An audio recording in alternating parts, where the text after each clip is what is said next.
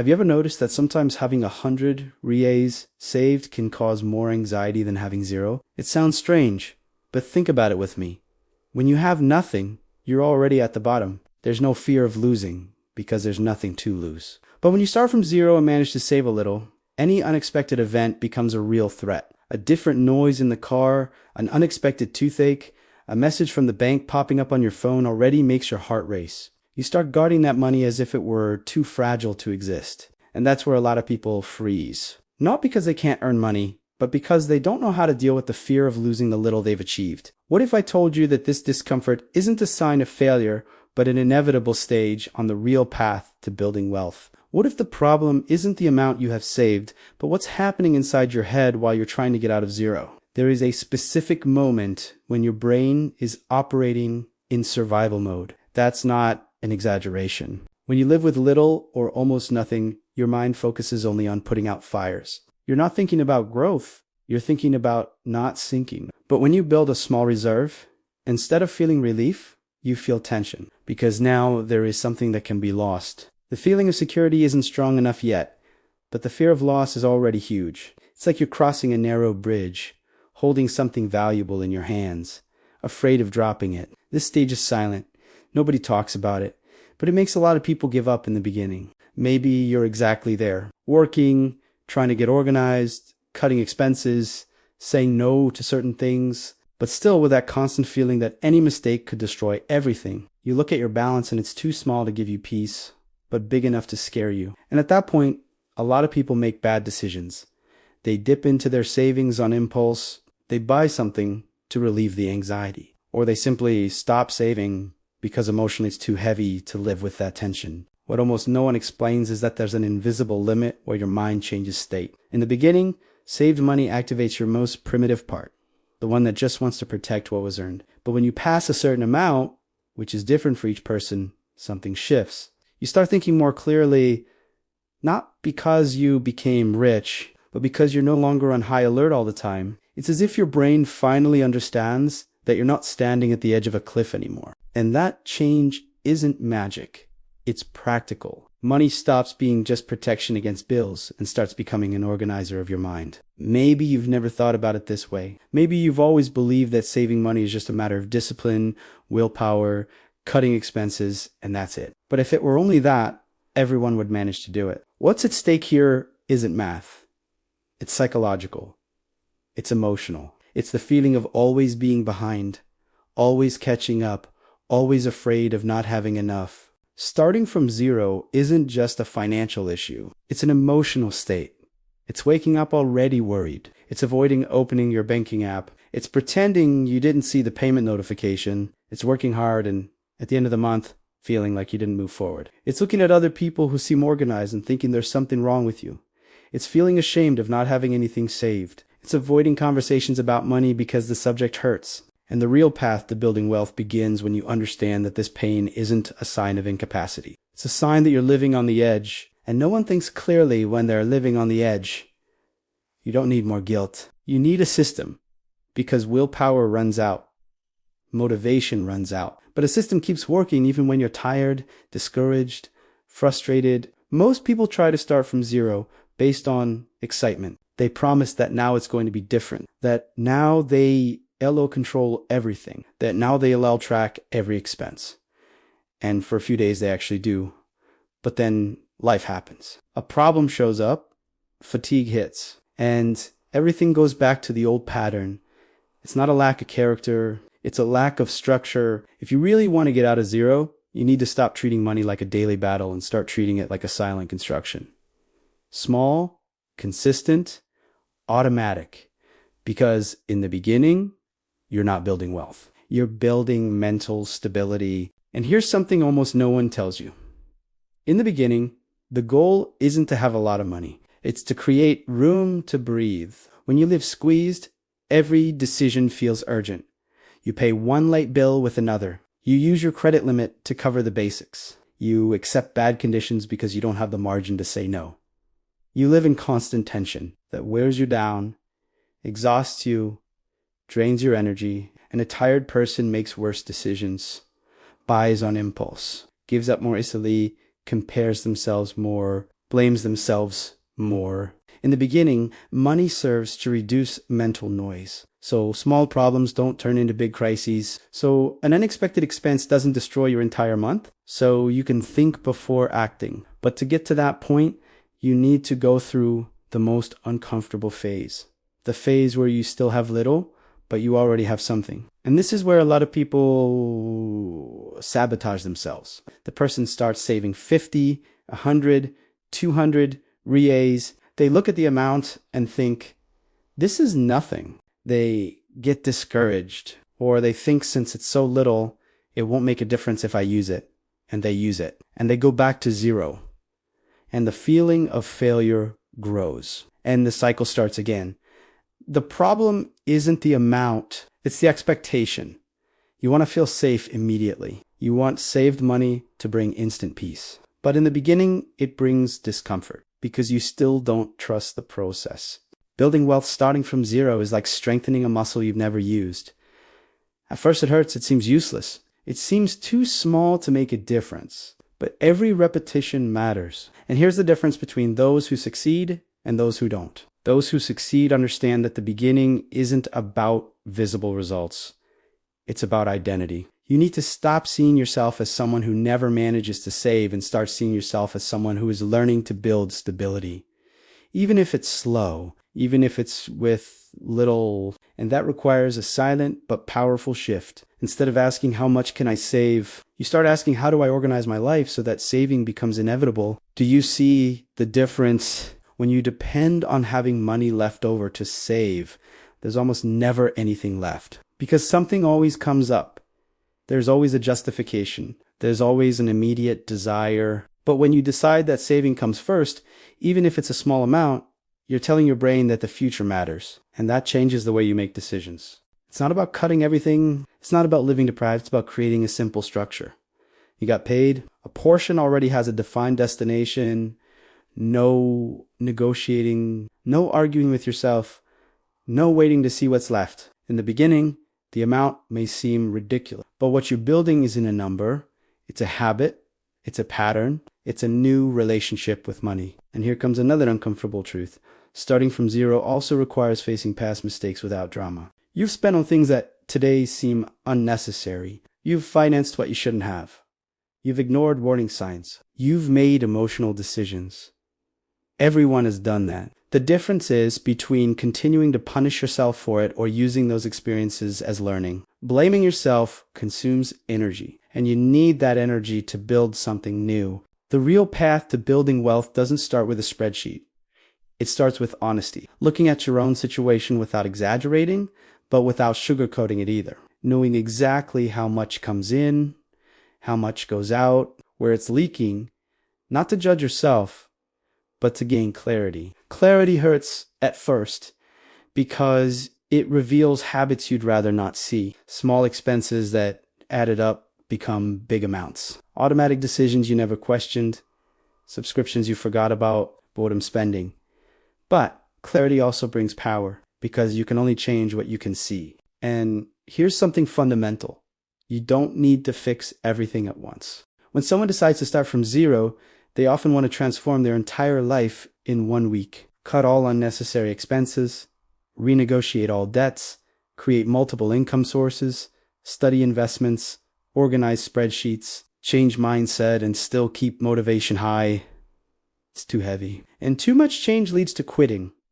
The real path is simpler and less glamorous. First, you create minimal stability, a small reserve, a small level of control, a small gap between what comes in and what goes out. That gap is everything, because that's where the possibility of choice is born. Without margin, you react. With margin, you decide. And when you start deciding, even in small things, your confidence grows. Not that exaggerated confidence of someone who thinks they'll get rich fast, but a quiet confidence of someone who realizes they're no longer completely lost. Little by little, that initial fear of losing the little you save begins to decrease because you realize you can rebuild if you need to, that you can save again, that you no longer depend on luck, you depend on a system. And system means repetition. You get paid, you set some aside, you live on the rest, you adjust, You repeat? It may seem too simple, and that's exactly why it works. But before you reach this phase of consistent repetition, there's an internal battle that almost no one talks about: comparison. When you start from zero, anyone who seems slightly better off becomes a reference point for personal failure. You'll look at social media, see trips, cars, purchases, and feel like you heave far behind. And this can create two dangerous reactions: quitting or trying to accelerate recklessly. Quitting means going back to autopilot. Accelerating too much means taking risks you can't sustain. The real path isn't fast. It's solid. And solid means accepting that for a while you'll live below what you'd like. Not below dignity, but below impulsiveness. You'll say no to things you used to say yes to. You'll delay pleasures. You'll prioritize the invisible. And that's tiring, especially when no one sees your effort. When no one applauds your organization, when the results are still small, that's where a lot of people abandon the process. But if you continue, something changes. You start noticing that you're no longer desperate at the end of the month, that a small unexpected expense no longer destroys everything, that you can think before buying, that you start planning small goals. And planning is a sign that you've left survival mode. Starting from zero isn't humiliating. Humiliating is pretending everything is fine while you're suffocating. There's a huge difference between earning little and being disorganized. You can earn little and still build stability. Can it take longer? Yes, but it's possible. The secret isn't in the initial amount. It's in consistency. And consistency isn't about being perfect. It's about doing it even when you're tired. Now let me ask you something. Do you want to keep living on constant alert, afraid of every bank notification? Or do you want to build, step by step, a state where money stops being a threat and becomes a tool? Because the real path starts exactly where you are. Not after you earn more. Not after you pay everything off. Not after life improves. It starts now with what you have, with the reality you live. So stay with me, because now we're entering the hardest and most real part of all. The moment when you realize that starting from zero isn't an event, it's a long, silent, and often lonely process. After that first burst of organization, after setting aside a small amount and deciding that this time will be different, normal life comes. And normal life isn't motivating. It's repetitive. It's waking up early, working, solving problems, dealing with fatigue, coming home exhausted and still having to say no to yourself in small things. It's in this ordinary routine that your financial project is truly tested, because saving money when you're excited is easy. The hard part is maintaining the decision when no one is watching, when there's no big results showing up, when the balance grows too slowly to impress anyone. You start saving, and in the first month, you look at the amount and think, that's it. In the second month, it improves a little, but it still seems small. In the third month, an unexpected expense shows up, and part of what was saved disappears. And at that moment, frustration hits hard. That dangerous thought comes. It's no use. Something always happens. But let me tell you something that changes everything. The unexpected expense doesn't mean the plan failed. It means the plan worked before the unexpected became debt. Now it becomes use of your reserve. Before you went into overdraft. Now you handle it and move on. The difference is huge, but emotionally you might not notice because the balance decreased, and that hurts. And here comes an essential mindset shift. The reserve doesn't exist to stay untouchable forever. It exists to be used when necessary, without guilt and without panic. If you built the habit of saving and had to use it, it doesn't mean you went back to zero emotionally. It means you're playing a different game now. But a brain used to scarcity reacts as if you're losing everything again. Anxiety reappears. Fear returns. And if you don't have clarity, you may abandon the process. That's why building wealth starting from zero isn't just about saving. It's about learning not to panic when the number fluctuates. Money goes up and down.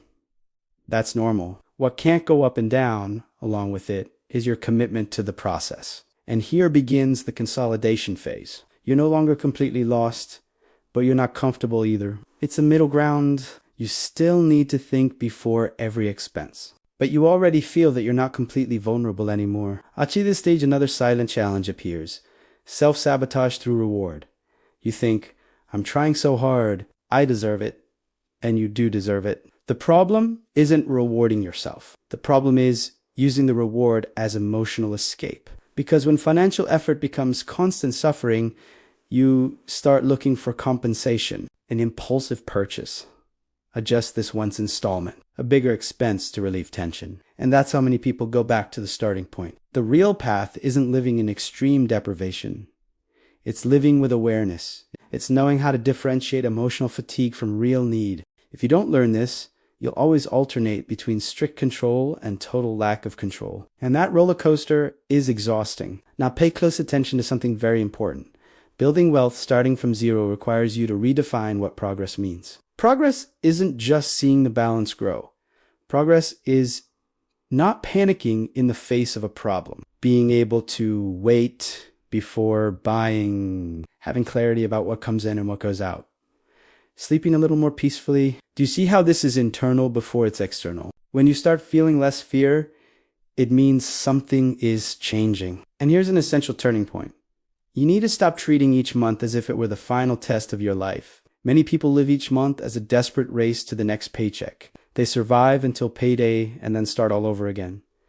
That creates a constant feeling of an endless cycle. What breaks this cycle isn't earning much more. It's creating margin. Margin is the distance between what you earn and what you need to spend to live. In the beginning, that margin is minimal, small, sometimes almost invisible, but it exists and it's what will grow over time. But margin doesn't grow on its own. It grows when you make uncomfortable decisions repeatedly. Maybe you need to reduce a spending pattern that has become automatic. Maybe you need to renegotiate something. Maybe you need to admit that you're living a lifestyle bigger than your income allows. That hurts. It touches pride.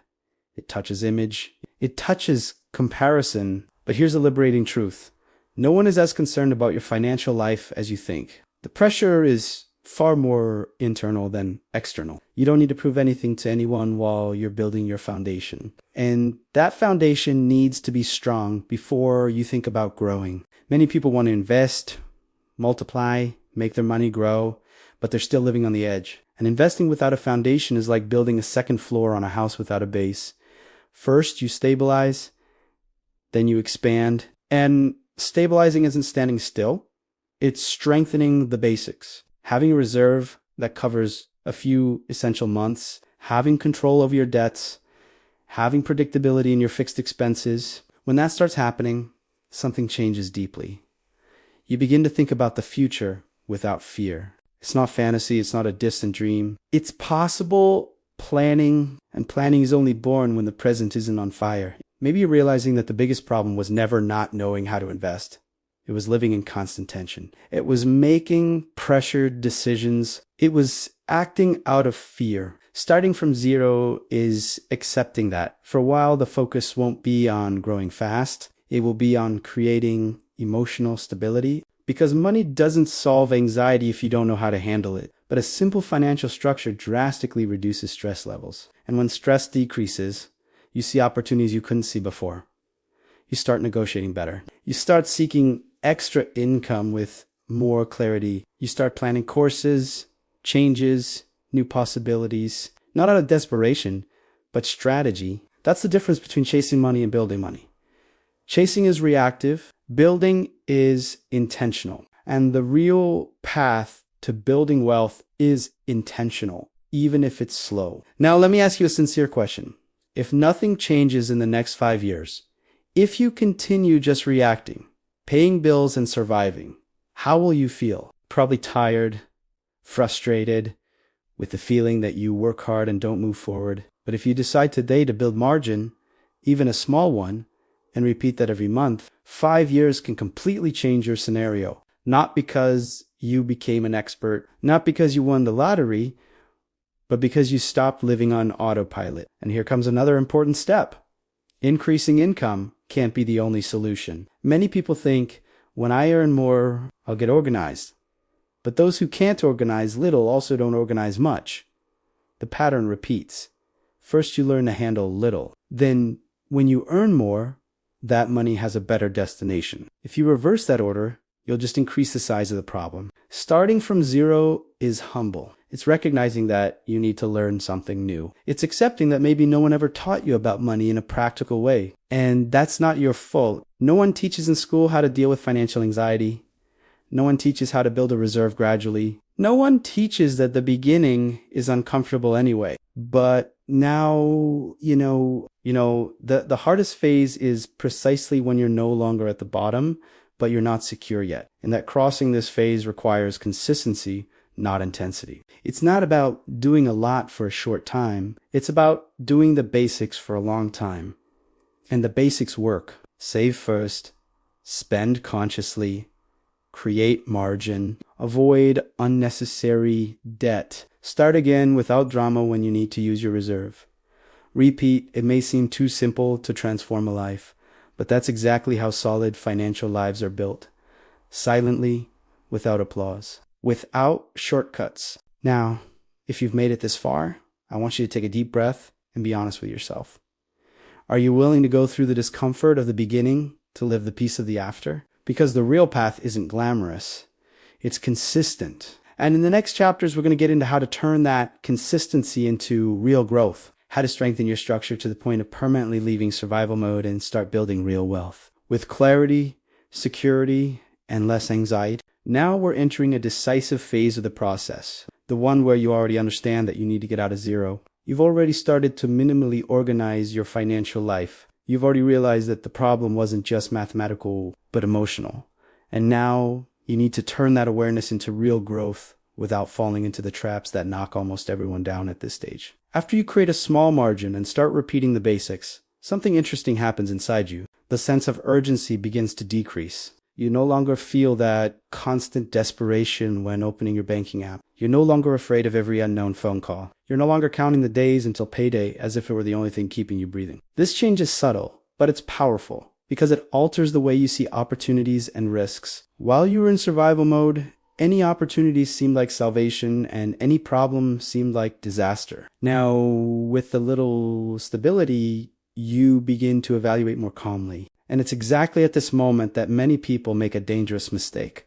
They confuse relief with overconfidence. Just because you got out of extreme tightness doesn't mean you're ready to take high risks, take on bigger debts, or drastically raise your standard of living. This phase requires maturity because money starts to be left over a little more, but it's still not enough to absorb big mistakes. And here, a silent temptation arises, increasing your lifestyle with every small increase in income. You earn a little more and immediately upgrade your phone. You earn a bit more and take on a bigger payment. You receive a bonus and turn it into immediate consumption. Before you realize it, the margin that was growing disappears. The real path to building wealth requires you to do something that goes against natural impulse. Maintain your standard of living while income grows, at least for a while. This creates a powerful effect because the difference between what you earn and what you spend starts to increase faster. That difference is the engine of wealth building. It's not glamour. It's not a miraculous investment. It's not a secret formula. It's a consistent gap between inflow and outflow. And here comes a mental shift that separates those who build from those who only earn. You need to start treating the money left over as a tool for future freedom, not as an immediate reward for a present effort. That doesn't mean living unhappily or depriving yourself of everything. It means consciously choosing when to spend and when to strengthen your structure. At this point in the process, it's important to understand that building wealth isn't just about saving for the sake of saving. It's about organizing your life to reduce fragility. Fragility is being completely dependent on the next paycheck. Fragility is not being able to say no to a bad job because you desperately need the money. Fragility is accepting any condition because you have no reserve. When you accumulate, even slowly, you begin to reduce that fragility. And reducing fragility increases your capacity to choose. You can look for something better without panic. You can negotiate more firmly. You can refuse impulsive decisions. You can plan changes strategically. But to reach that level, you need to cross another emotional barrier: patience. We live in an environment where everything seems fast. Fast results, fast promises, fast money. And when you choose the solid path, you may feel behind compared to those who seem to be advancing faster. But growth that's too fast, without a base, tends to be unstable. One mistake, one crisis, one bigger unexpected event, and everything collapses. You're building something that withstands time, not something that impresses for a few months. And at this stage, it's essential to organize 3 pillars of your financial life. First, predictability. You need to know exactly what your fixed expenses are, what varies, and how much it costs to keep your life running. Without that, you'll always feel like you're in the dark. Second, protection. Your reserve needs to grow to a point where it covers a few months of essentials.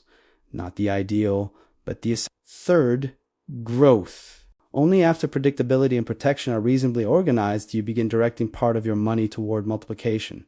Do you see the order? First, you reduce anxiety, then you strengthen stability.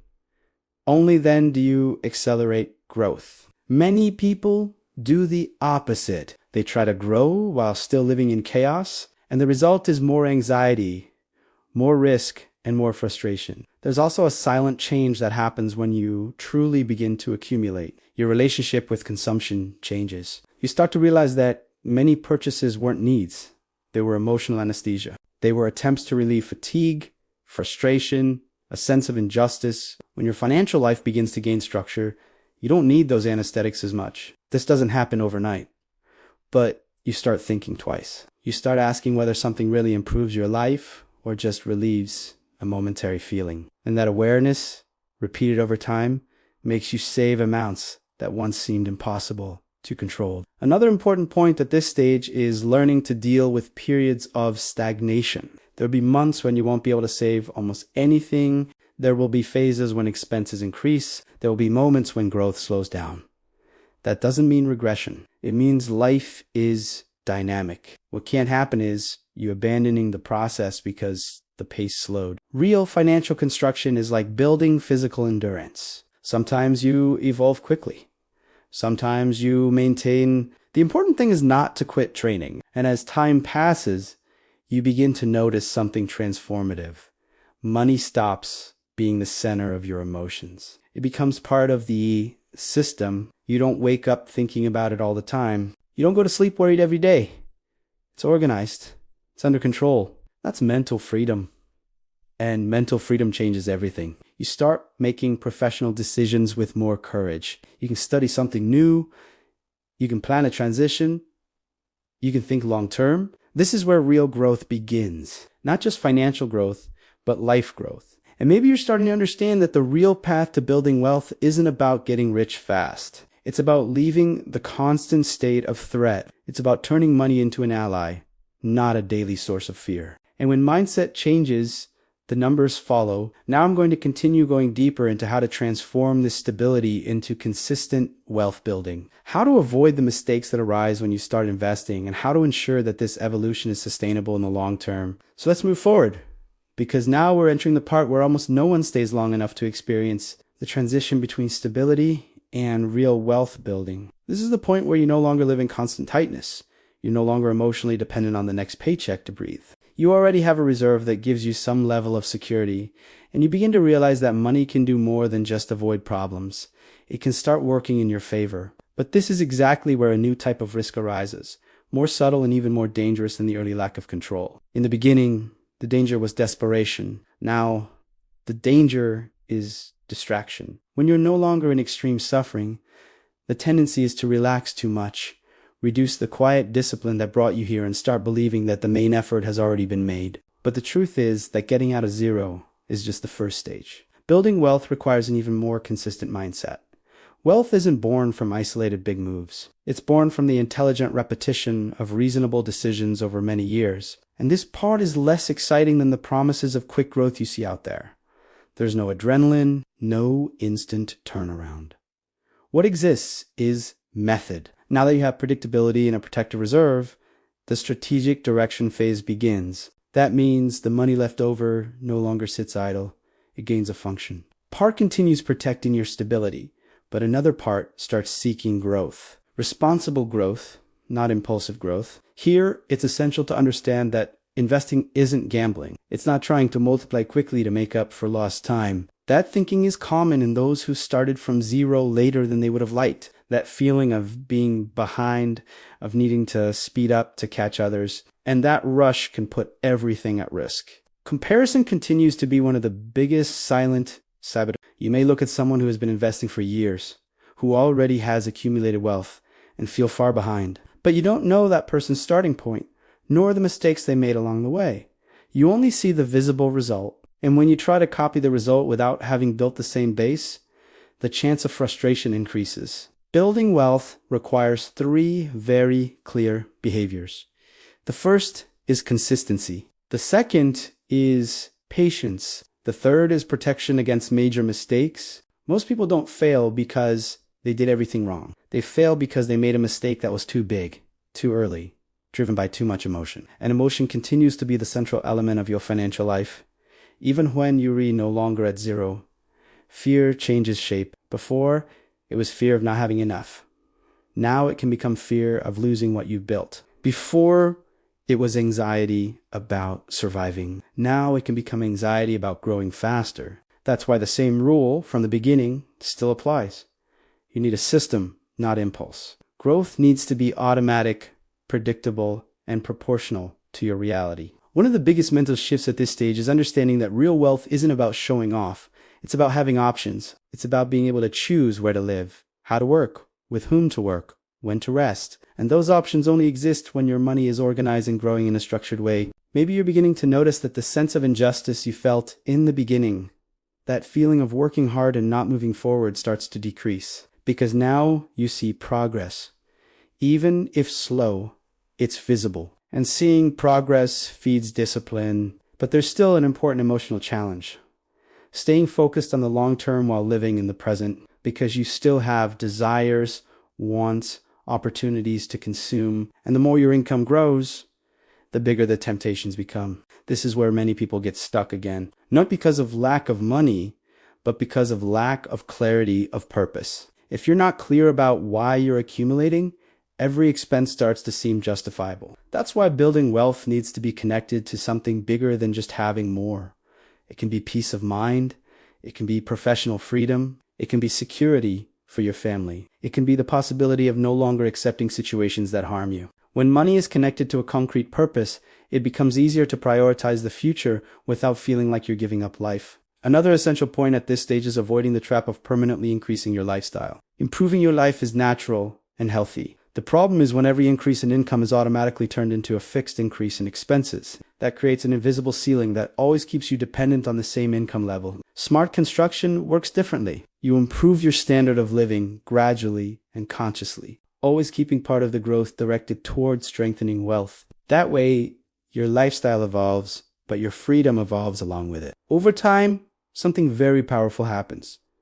Your investments start generating their own results, small at first, almost imperceptible, but consistent. And when you realize that money begins to produce money, even on a modest scale, your perspective changes permanently. You stop seeing your salary as the only source of progress. That's a remarkable moment because now you don't depend only on your physical effort or your time. There's a structure working in parallel. But to get here, you had to go through the discomfort of zero, the anxiety of the small reserve, the discipline of building margin, the patience of consolidation. None of it was fast. None of it was glamorous, but all of it was necessary. And there's one last transformation that happens. When you truly consolidate wealth, money stops being emotionally heavy. It becomes a quiet tool. You don't need to think about it all the time. You don't need to talk about it all the time. It's simply organized, and that mental organization is perhaps the greatest gain of all. You begin to realize that the goal was never to accumulate just for the sake of accumulating. It was to achieve mental freedom.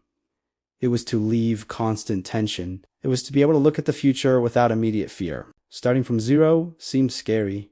It seemed humiliating. It seemed impossible. But zero was just the starting point, not your identity. Your identity was built in repeated decisions, in small conscious sacrifices, in quiet persistence. If you look back now, you may realize that the biggest change wasn't in the balance.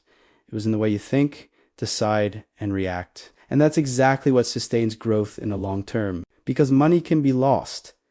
It can fluctuate. It can face external crises. But a structured mindset based on system, consistency, and clarity hardly returns to the initial chaos. And this is where we close this journey with a simple and powerful truth. Building wealth, starting from zero, isn't about getting rich fast. It's about building such a solid foundation that your life stops being guided by financial fear. If this content made sense to you, if at any moment you identified with it, if something here organized your thoughts or brought clarity, then leave your like now, because that shows me that this type of conversation needs to continue. Subscribe to the channel to follow the next content, because here we don't talk about easy promises, we talk about real life. And if you made it to the end, comment the word freedom, so I know you truly understood that the goal isn't just money, it's mental freedom. See you in the next video.